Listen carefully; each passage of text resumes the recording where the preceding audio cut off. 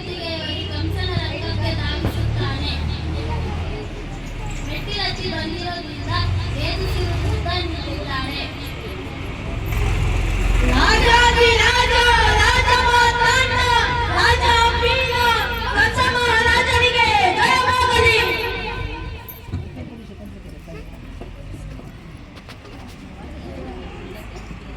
ಕೃಷ್ಣ ಕೃಷ್ಣ ಕೃಷ್ಣ ಕೇಳಿ ಕೇಳಿ ನನ್ನ ಕಿವಿ ತೂತು ಬಿದ್ದು ಹೋದವು. ಯಾರು ಈ ಕೃಷ್ಣ? ಹಾಲು ಕೊಡಲು ಹೋದ ಪೂತನಿಯ ರಕ್ತ ಹೀರಿದನಂತೆ, ಸವಾರಿ ಮಾಡಲು ಬೆನ್ನೊಡ್ಡಿದರೆ ಶಕಟನ ಸಂಟಾನೆ ಮುರಿದನಂತೆ, ಅವನ ಕೈಯಲ್ಲಿ ತುಳವಾದ ಆಟದ ಬುಗುರಿಯಾಗಿ ಹೋಯ್ದ, ಧೇನುಕ ಬೇಲದ ಹಣ್ಣು ಹೊಡೆಯೋ ಬಡಿಗೆಯಾಗಿ ಹೋದ, ಗೋವರ್ಧನ ಬೆಟ್ಟ ಏಕಕ್ಕಿ ಛತ್ರಿಯಾಗಿ ಹೋಯಿತು. ಯಾರು ಯಾರು ಈ ಕೃಷ್ಣ? ಈ ಗೊಲ್ಲರಂಗೋರನಿಗೆ ಈ ಪಾಟಿ ಶಕ್ತಿನ ಎಲ್ಲಿಂದ ಬಂತು? ಯಾರು ಕೊಟ್ಟರು ಈ ಶಕ್ತಿನ? ಗೂಢಚಾರರು ಶೋಧನೆ ಮಾಡಿದ್ದಾರೆ ಒಡೆಯ. ಗೂಢಚಾರರು ಶೋಧನೆ ಮಾಡ್ತಿದ್ದಾರೆ ಒಡೆಯ. ಎಷ್ಟು ದಿನ ಇಲ್ಲಿ ಶೋಧನೆ ಮಾಡೋದು? ಬೆಂಕಿ ಕೈ ಇಟ್ಟರೆ ತಕ್ಷಣ ಸುಡುತ್ತೆ, ಹಾವು ಕಾಲಿಟ್ಟರೆ ತಕ್ಷಣ ಕಚ್ಚುತ್ತೆ. ಶೋಧನೆ ಮಾಡ್ತಾರಂತೆ ಶೋಧನೆ. ನೀವು ಮುಖಕ್ಕೆ ಮಂಗಾರ್ತಿ ಎಲ್ಲ ಮಾಹಿತಿ ಸಂಗ್ರಹ ಕೊನೆ ಹಂತಕ್ಕೆ. ಯಾರ ಕೊನೆ ಹಂತಕ್ಕೆ ಬಂದಿದೆ? ಬರ್ಲಿ ಬಿಡಿ, ಬೇಜಾರು ಮಾಡ್ಕೋಬೇಡಿ. ಇವ್ರೇ ನಾ ಹೇಳಿದಿನಲ್ಲ ಇಬ್ರು. ಅವರು ಇವ ಶೈಲಿಕ ಇವ ದುರ್ವಿಧ. ನಮಸ್ಕಾರ ಅನ್ನದಾತ.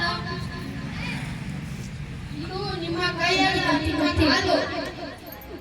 ಇದು ನಿಮ್ಮ ಕಾಲಲ್ಲ, ಇದು ನಿಮ್ಮ ಎಕ್ಕಡ.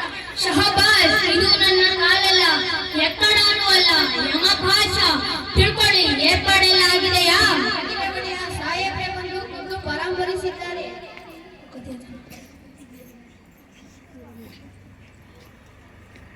ಹೌದು ಒಡೆಯ. ಕ್ರೀಡಾಂಗಣಕ್ಕೆ ಇರೋದು ಒಂದೇ ಬಾಗಿಲು. ಬಾಗಿಲೊಡೆದ ಕಮಣಿಗೆ ಕಿರುಗತ್ತಿ ಅಲಂಕಾರ. ಬಾಗಿಲೊಡೆದ ಕಮಣಿನ ಮೇಲೆ ಗಾಜಿನ ರಾಜಗೋಪುರ. ಅದೇನಾರು ತಲೆ ಮೇಲೆ ಬಿತ್ತು ಅಂದ್ರೆ ಶ್ರೀಮದ್ ರಮಣಮ್ಮ ಗೋವಿಂದ ಗೋವಿಂದ. ಆದ್ರೆ ಅದು ತಲೆ ಮೇಲೆ ಬೀಳ್ಬೇಕಲ್ಲ. ಬೀಳತ್ತೆ. ಇಡೀ ರಚನೆ ಒಂದು ಸಣ್ಣ ಕೀಲಿನ ಮೇಲೆ ನಿಂತಿರುತ್ತದೆ. ಆ ಕೀಲು ಎಳೆದುಬಿಟ್ಟರೆ ಮುಗೀತು. ಅಬ್ಬಾ, ಒಳ್ಳೆ ರಾಕ್ಷಸ ಕಂಡ್ರಿ ನೀವು. ಏನ್ ಬುದ್ಧಿ, ಏನ್ ಕತೆ? ಆ ಪಿಳಂಗೋವಿ ಕೃಷ್ಣ ಅದೇ ಬಾಗಿಲಲ್ಲಿ ತಾನೇ ಬರ್ಬೇಕು. ಬೇರೆ ದಾರಿಯನ್ನೇ ಇಲ್ಲ ಅಂತೀನಿ. ಅಂತೀರಿ, ನನ್ನ ತಲೆ ತಿಂತೀರಿ. ನಿಮಗೆ ತಲೆ ಇದೆ ಏನ್ರಿ? ಸುಮ್ಮನೆ ಇನ್ನೊಂದು ಬಾಗಿಲಿ, ಇನ್ನೊಂದು ಬಾಗ್ಲ. ಎಲ್ರೂ ಬರೋ ಬಾಗಿಲಲ್ಲಿ ನಾವು ಬರೋಕ್ಕಾಗುತ್ತಾ ಮತ್ತೆ? ಒಡೆಯ ನೀನ್ ಕುರುಡೆ ಒಡೆಯ, ಸಕಳೆ ಆಚೆ. ನೀನು ಬಾಯಿ ಕಡೆ. ನಮ್ಮ ಪಟ್ಟದ ಆನೆ ಹೇಗಿದೆ ಹೇಳು? ಏನು ಅದರ ಹೆಸರು? ಕುವಲಯ ಪೀಡ, ಕುವಲಯ ಪೀಡ.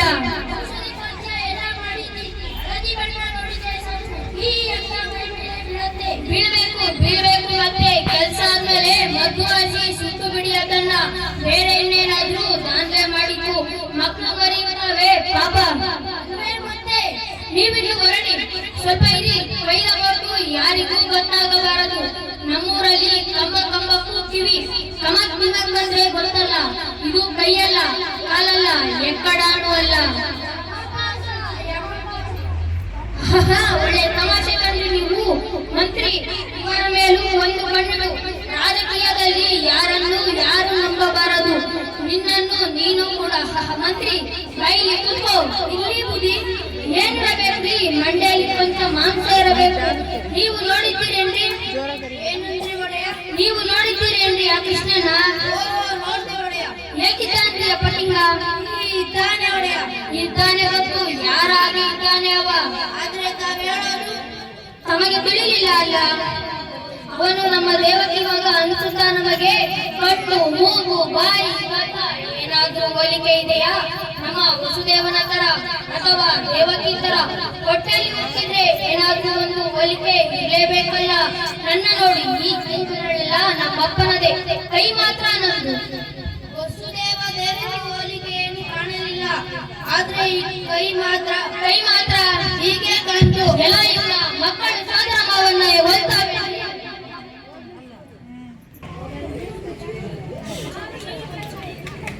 ವಸುದೇವ ದೇವಕಿಯರನ್ನು ಕಂಸ ಬಂಧಿಸಿಟ್ಟಿರುವ ಸ್ಥಳ ಇಬ್ಬರು ಸ್ವರ್ಣರು ಶೃಂಗಾರದಲ್ಲಿದ್ದಾರೆ.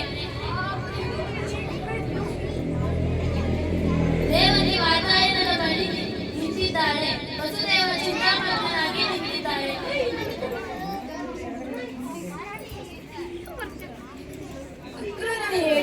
ಎದೆಯುದ್ದ ಬೆಳೆದಿದ್ದಾರೆ ಮಕ್ಕಳು ಅಂತ 16 ವರ್ಷ ಆಯಿತು ಈ ಕೃಷ್ಣನ ನೋಡಿ.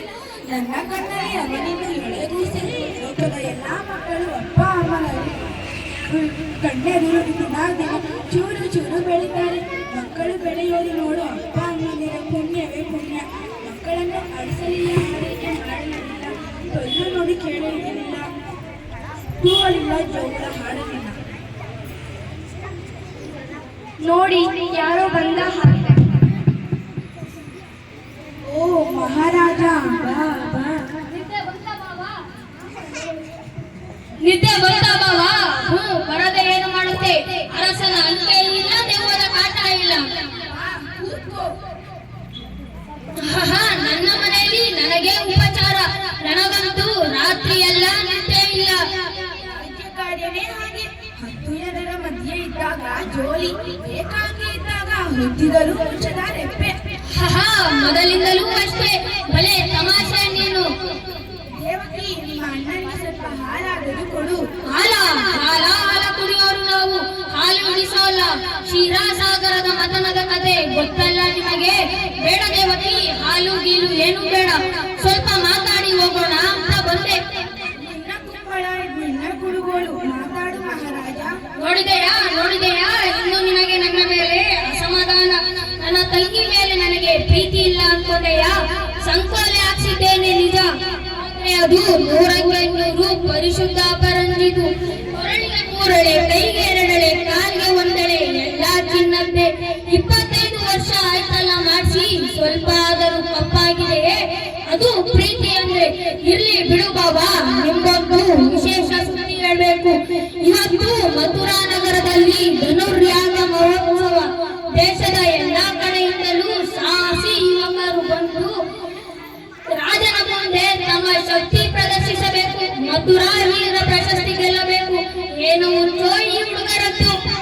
ಗೊತ್ತಾ ಬಿಲ್ಲ ಹಬ್ಬ? ಯಾಕೆ ನಿಮಗೆ ಗೊತ್ತಿಲ್ವಾ? ಅದೃಷ್ಟವಂತರು ನೀವು, ನಿಮಗೆ ಏನೂ ಗೊತ್ತಾಗಲ್ಲ. ಹೊತ್ತಿಗೆ ಊಟ, ಹೊತ್ತಿಗೆ ನಿದ್ದೆ. ಬಿಸಿಲಲ್ಲಿ ಬೇಯೋ ಆಗಿಲ್ಲ, ಮಳೆಯಲ್ಲಿ ತೊಯ್ಯೋ ಆಗಿಲ್ಲ. ಒಂದು ನೊಣ ಕೂಡ ಒಳಗೆ ಬರೋ ಆಗಿಲ್ಲ, ಒಂದು ನೊಣ ಕೂಡ ಹೊರಗೆ ಹೋಗೋ ಆಗಿಲ್ಲ. ಆದ್ರೂ ಉಪ್ಪು ಸೆರೆಮನೆಯೊಳಗೆ ಒಂದೇ ಬಿಡ್ತು. ನೆಮ್ಮದಿ ಸೆರೆಮನೆಯಿಂದ ಹೊರಗೆ. ಆದ್ರೂ ದೇವಕಿ, ನೀವು ಬಂಧನದಲ್ಲಿದ್ದು ಸ್ವತಂತ್ರರು, ನಾವು ಬದಿಯಲ್ಲಿದ್ದು ಬಂಧುಗಳು. ಎಲ್ಲೂ ಹೋದರೂ ಈ ಅಂಗರಕ್ಷಕರ ಪೀಡೆ. ನಿಶ್ಚಿಂತೆಯಾಗಿ ನಿದ್ದೆ ಮಾಡುವುದಕ್ಕಾಗುವುದಿಲ್ಲ, ನಿಶ್ಚಿಂತೆಯಾಗಿ ಊಟ ಮಾಡುವುದಕ್ಕಾಗುವುದಿಲ್ಲ. ಕಣ್ಣು ಮುಚ್ಚಿದರೆ ಸಾಕು, ನಾನು ಕೊಂದ ಮಕ್ಕಳು ಪಕಪಕ ಅಂತ ಕುಣಿತ ನನ್ನ ಕಣ್ಣು ಮುಂದೆ ಬರ್ತಾ ಇವೆ. 16 ವರ್ಷದ ಹಿಂದೆ ಅಷ್ಟಮಿ ರಾತ್ರಿ ಅದೆಷ್ಟು ಮಕ್ಕಳು ಹುಟ್ಟಿದವೋ ಈ ದೇಶದಲ್ಲಿ, ಅದೆಷ್ಟು ಮಕ್ಕಳನ್ನು ಅಂತ ಕೊಲ್ಲಿಸಲಿ. ದೇವಕಿ ಹೊಟ್ಟೆಯಲ್ಲಿ ಹುಟ್ಟೋ ಅಷ್ಟಮಿ ಪುತ್ರ ನನ್ನನ್ನು ಕೊಲ್ಲಬೇಕು. ಆದರೆ ನಿನ್ನ 8ನೇ ಮಗು ಪುತ್ರ ಅಲ್ಲ, ಪುತ್ರಿ. ದೇವಕಿ, ಹೇಳು, ನಿನ್ನ ಮಗುವನ್ನು ಎಲ್ಲಿ ಬಚ್ಚಿಟ್ಟಿದ್ದಿ? ನನಗೆ ಪಗಡೆ ಬೇಡ, ರಾಜ್ಯ ಬೇಡ, ಪಟ್ಟ ಬೇಡ, ಎಲ್ಲ ನಿನ್ನ ಗಂಡನಿಗೆ ಕೊಟ್ಟು ಬಿಡಿ. ದಯವಿಟ್ಟು ಹೇಳು, ನಿನ್ನ ಗಂಡನನ್ನು ಎಲ್ಲಿ ಬಚ್ಚಿಟ್ಟಿದ್ದಿ? ಹೇಳು. ನಾನು ನಿಜ ಹೇಳಿದ್ರೆ ನೀನು ನಂಬೋದಿಲ್ಲ. ದೇವಕಿ, ಹೇಳು ದೇವಕಿ, ನಿನ್ನ ಮಾತನ್ನು ನಾನು ನಂಬ್ತೀನಿ. ಬಚ್ಚಿಟ್ಟಿದ್ದು ನಿಜ. 9 ತಿಂಗಳು ಇಲ್ಲಿ ಬಚ್ಚಿಟ್ಟಿದ್ದೆ ಮಗುನ. ಮತ್ತೆ ಅದೇ ಮಗಳೇ ಹೇಳೆ. 16 ವರ್ಷದ ಹಿಂದೆ ಅಷ್ಟಮಿ ರಾತ್ರಿ ಅದೆಷ್ಟು ಮಕ್ಕಳು ಹುಟ್ಟಿದವೋ ಎಲ್ಲ ಮಕ್ಕಳನ್ನು ಕೊಲ್ಲಿಸಿದೆ. ಲಕ್ಷ ಮಕ್ಕಳನ್ನು ಕೊಲ್ಲಿಸಿದೆ. ಆದರೆ ಒಂದು ಮಗುನ ಮಾತ್ರ ಇಲ್ಲಿಯವರೆಗೂ ಕೊಲ್ಲಲಿಕ್ಕೆ ಆಗಲಿಲ್ಲ. ಅವನೇ ಆ ಗೊಲ್ಲರ ಗೋಕುಲದ ಪಿಳ್ಳಂಗೋವಿ ಕೃಷ್ಣ. ಅವನನ್ನು ಕೊಲ್ಲಿಸಲು ಕಳಿಸಿದವರನ್ನೆಲ್ಲ ಅವನೇ ಕೊಂದು ಬಿಟ್ಟ. ಆ ಕೃಷ್ಣನ ಅಪ್ಪ ನಿನ್ನ ಗಂಡನ ಬಾಲ್ಯ ಸ್ನೇಹಿತ, ಪರಮಾಪ್ತ, ಪ್ರಾಣ ಮಿತ್ರ. ನಿನ್ನ ಮೊದಲ ಹೆಂಡತಿ ರೋಹಿಣಿ, ಅವಳ ಪಿಳ್ಳೆ ಅವನ ಮನೆಯಲ್ಲೇ ಇರೋದು. ಅರಮನೆ ಕವಳಕ್ಕೆ ಕತ್ತಿ ಹಾಕೋಕೆ ಬದಲು ಇದ್ಗೊಳ್ಳಿ ಅಂತ ಸುಮ್ಮನೆ ಬಿಟ್ರೆ, ಈಗ ನೋಡಿದ್ರೆ ನೀವೆಲ್ಲ ಕೂಡಿ ಏನೋ ಮಸಲತ್ತು ಮಾಡೋ ಆಗಿದೆ. ಆ ಕೃಷ್ಣ ನಿನ್ನ ಮಗನೇ ಇರಬೇಕು ಏನು, ನಿನ್ನ ಮಗನೇ ಅವ, ನನ್ನ ಸೋದರಾಳಿಯ.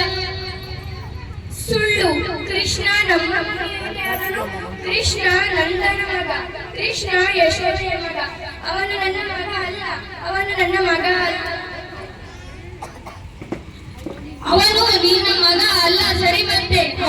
ನಿನ್ನ ಮಗ ಅಲ್ಲ ಅಂದಮೇಲೆ ಅವನ ಕೊಂದ್ರೆ ನಿಮಗೆ ಬೇಜಾರಿಲ್ಲ